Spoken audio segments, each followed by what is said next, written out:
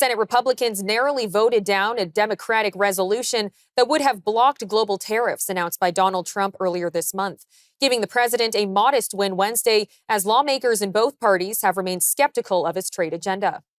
Trump announced the far-reaching tariffs on nearly all U.S. trading partners April 2nd, and then reversed it a few days later after a market meltdown, suspending the import taxes for 90 days. Amid the uncertainty for both U.S. consumers and businesses, the Commerce Department said Wednesday that the U.S. economy shrank 0.3% from January through March. We're now going to bring in Stephen Kent from the Consumer Choice Center for more on the vote. Stephen, thanks for being with us today. Nice to be with you. Now, how exactly did the votes in the Senate come in? Did any Republicans vote with the Democrats to attempt to end these tariffs? Yes, so Senator Rand Paul, Republican from Kentucky, was one of the co-sponsors of this measure and worked very hard to try to bring this to a vote in the Senate. He was also joined by Lisa Murkowski and Susan Collins, both who are two predictable, sort of not never Trump necessarily votes, but they are very hard to get moderate Republican votes. And you normally don't see them voting with the likes of Senator Rand Paul, who is incredibly libertarian right out of Kentucky. And so this was sort of an oddball mix. But the nail in the coffin, if you will, for this measure was McConnell, also of Kentucky, not showing up to vote at all. He was absent, as was Sheldon Whitehouse of New Hampshire. And that doomed this measure, bringing it to a tie that was then broken by Vice President J.D. Vance. Well, why is it that more Republicans aren't skeptical of the trade war, like Senator Rand Paul and Senator Susan Collins? Well, they definitely are. You have Senator Tom Tillis of North Carolina, Chuck Grassley, Iowa. There are a handful of others who really do not like trade war, and they also don't like tariffs. Tillis and Grassley were working on their own bill to actually rein in tariff power away from the White House. But the problem is that this was a measure that was about ending a state of emergency, an executive order issued on April 2nd by President Donald Trump. It was not necessarily about, passing legislation that was going to expand legislative powers. And the other problem was that this was never going to get a vote in Mike Johnson's all-Republican House. And so a lot of Republicans were looking at this and going, I don't like tariffs, I'm against it, but I'm not going to challenge Donald Trump on something that's not going to actually become law. It's not worth the political risk. And just how big of an impact is this trade war actually going to have on U.S. consumers?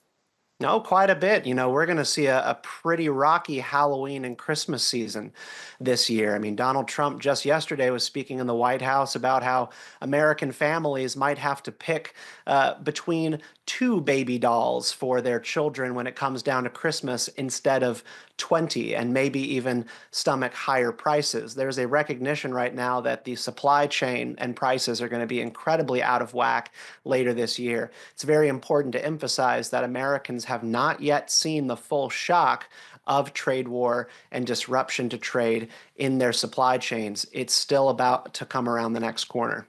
Now, Trump's repeatedly made the argument of bringing jobs back to America. Is that realistic or a worthwhile goal to have? I think it's an absolutely worthwhile goal if you can bring certain things back to American shores without actually harming consumers of those products. That's fantastic. There's a lot of efforts by Apple right now to bring investment back to the United States and even bring some microchips back to the United States under the increasing threat of China possibly one day blockading or invading Taiwan. These are real issues and they are important for the security of the national security of the United States. But the problem is that's autarky if you try to do that for everything. We are not actually equipped to produce everything within our own borders. We have an economy that is very, very robust and powerful for consumers because we are able to partner with other nations around the world for the supplies and the products that our people need and want. So I don't think that it's a reasonable goal if you're absolutist about it.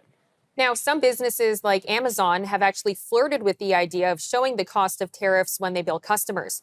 Would that be helpful in terms of letting U.S. customers know exactly what the impact is going to be when they're buying products? Absolutely. I liked the idea that Amazon had initially floated about showing basically the tariff tax on all of your orders out of Amazon, it would have done a great job of clarifying for people just why their prices are rising. But at this point, it has seemed that Amazon backed down from this. I know Donald Trump made a personal phone call to Jeff Bezos and definitely chewed him out over this. And they have since said they were never going to do any such thing, which is regretful. I think it actually would be useful for consumers to understand this issue better.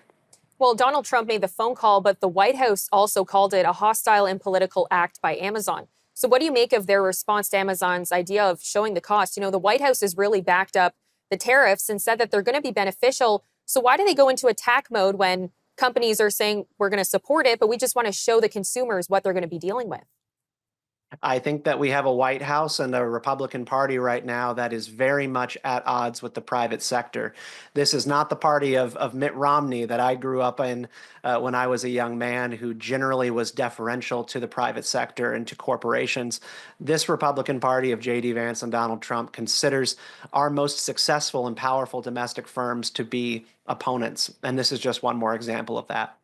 Now, the president has blamed the slowdown in the market on Joe Biden. Are Americans buying the claim that this is somehow Joe Biden's fault?